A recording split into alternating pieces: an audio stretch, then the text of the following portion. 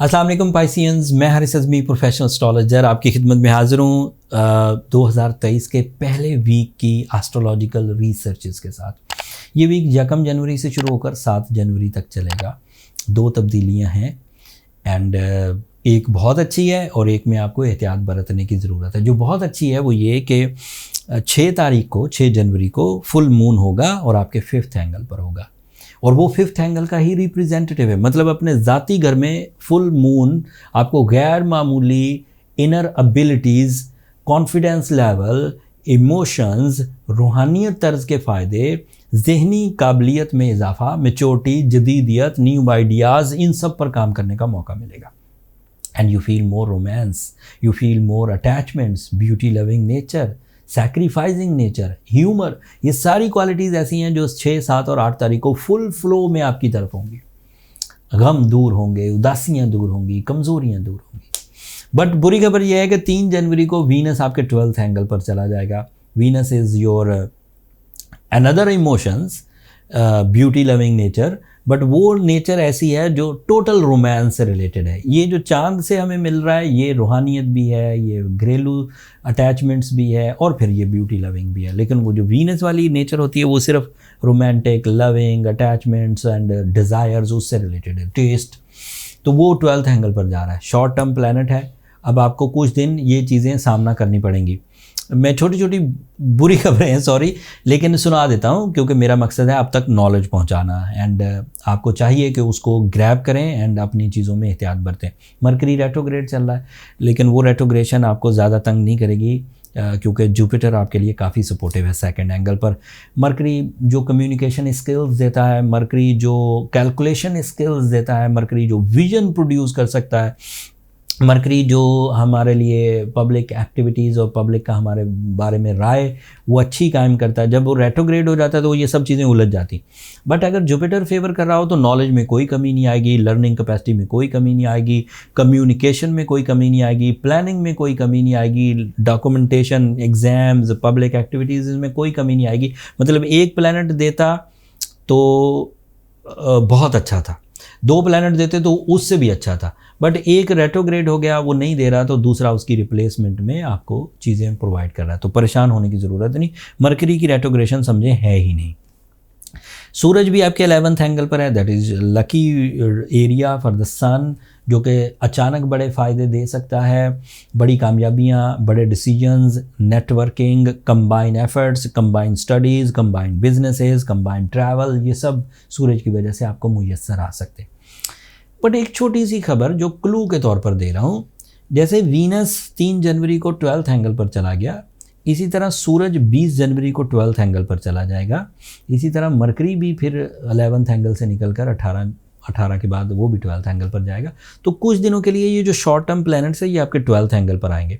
तो अगर आपको डिसीजंस लेने हैं तो 20 जनवरी से पहले लीजिए। अगर आपको ट्रैवल करना है, अगर कोई आप एग्ज़ाम्स की प्रिपरेशंस कर रहे हैं, अगर आपको किसी कंपटीशन में हिस्सा लेना है, अगर आपको कोई इन्वेस्टमेंट करनी है, अगर आपको उससे पहले लीजिए। क्योंकि फिर जब ये सब चीज़ें 12वें घर में चली जाएंगी, खबरें तो मैं ही आपको सुनाऊंगा एट दैट टाइम। इत्तला अभी मैं आपको दे रहा हूँ कि इन्होंने मूव करना है, ये खड़े नहीं हैं, ये रुके हुए नहीं हैं, बहुत स्पीड से आगे बढ़ रहे हैं।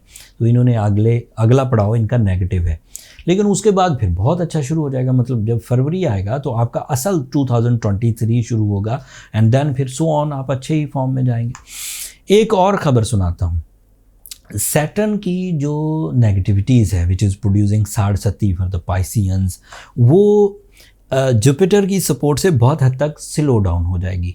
सो आप वो तमाम काम जिन कामों पर आपका अबूर है, जैसे 2 + 2 = 4, मतलब इसमें कोई 2 बातें नहीं, इसमें कोई लकी फैक्टर नहीं है, हमेशा ही 2 + 2 4 होते हैं।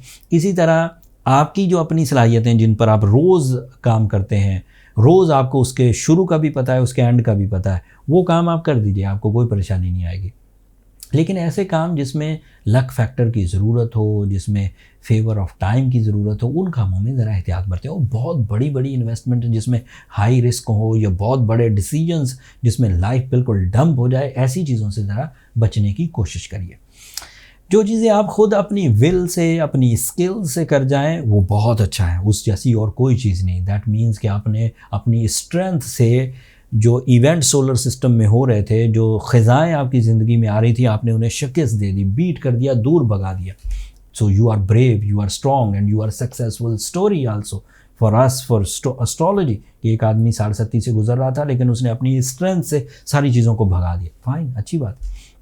बट अगर जहन उलझ रहा हो, मुसलसल नुकसानात हो रहे हो, लैक ऑफ अपॉर्चुनिटीज़ का सामना हो, रिलेशनशिप डम्पी बम्पी से चल रहे हो, सेहत डिस्टर्ब रह रही हो, और भी उलझने पैदा हो रही हो, तो फिर इसमें अपनी सलाहियतों को मत झोंकिए, चीज़ों को टॉलरेट मत करिए, उसे ट्रीट करिए। सर्दी के आ जाने को आप ट्रीट करते हैं ना, खुद गर्म कपड़े पहनते हैं, सूप पीते हैं, शेल्टर्स में जाते हैं, ये बिहेवियर ऑफ टाइम था। रात हो जाती है, अंधेरा छा जाता है, ये एक बिहेवियर ऑफ टाइम था, आप उसे काउंटर करते हैं ना, रोशनियाँ जलाते हैं, उसे ठीक करते हैं। गर्मियाँ आ जाती हैं, आप ठंडक प्रोड्यूस करने की कोशिशें करते हैं। These are all counter dots toward the time behaviour. दोपहर हो जाती है तो ठंडक क्रिएट करते हैं, रात हो जाती है तो लाइट क्रिएट करते हैं, सर्दियाँ आ जाती हैं तो स्वेटर्स पहनते हैं, सूप पीते हैं। ये सब ऐसी चीज़ें थी जिनको आप रीड करते हैं डेली अपनी एस्ट्रोलॉजी से, हमारी एस्ट्रोलॉजी से नहीं। हमारी एस्ट्रोलॉजी आपके उन ऑब्जेक्ट्स के बारे में जिन्हें आप देख नहीं पाते। सर्दी आप महसूस करते हैं, बट वीनस या मून की जो एबिलिटीज़ हैं वो इंटरनली प्रोड्यूस हो रही होती हैं। वो अगर कोई बंदा बड़ा सॉफ्ट हो, बहुत डीप थिंकर हो, उसे ही पता चलता है।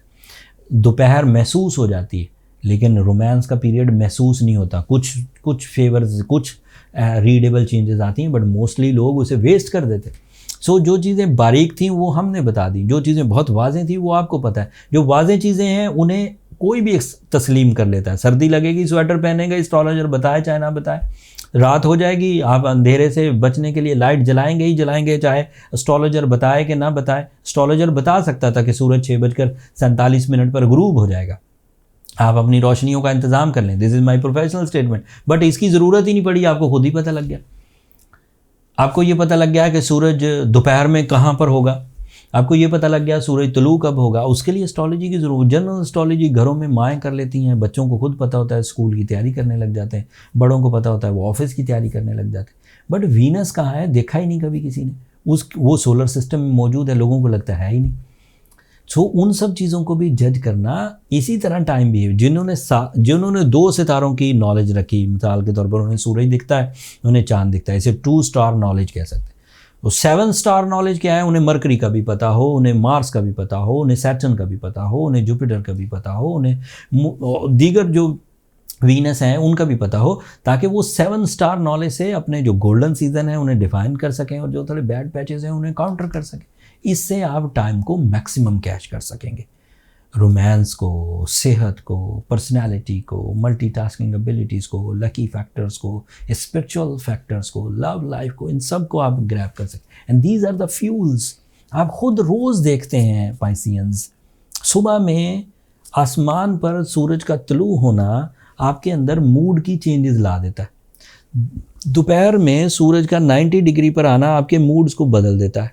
सूरज का शाम के लेवल पर चले जाना आपके मूड्स को बदल देता है। सूरज का गुरूब हो जाना, रात हो जाना आपके मूड्स को बदल देता है। आप ये समझते हैं कि ये ज़मीन पर आपके गोश्त खाने से हो गया, ये सब्जियां खाने से हो गया, ये धूप जो थी ये आपकी वजह से आ गई थी, ये अंधेरा। These are all astro sciences. आप इसको अगर समझेंगे तो ज़्यादा कैच कर सकेंगे।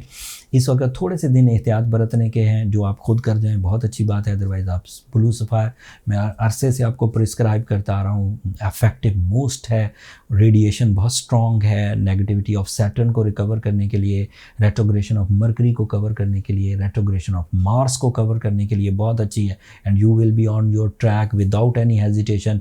ना कोई इंसानी कमज़ोरी पैदा होगी, ना ही कोई टाइम बिहेवियर डैमेज दे सकेगा। ब्लू सफ़ायर पहनिए, साथ में सूर्य शम्स पढ़िए।